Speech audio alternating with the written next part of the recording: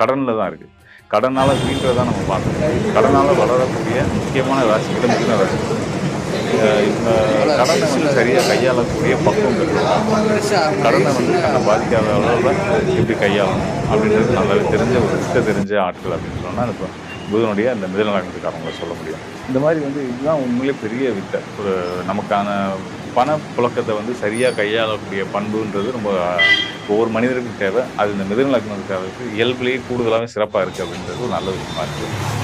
இந்த மிதுன லக்னத்துக்காரங்களை பொறுத்த வரைக்கும் பார்த்திங்கன்னா அவங்களுக்கு முன்னாடி சொன்ன மாதிரி சில விஷயங்களில் அனாவசியமான பிரச்சனைகள் நிறைய வரும்.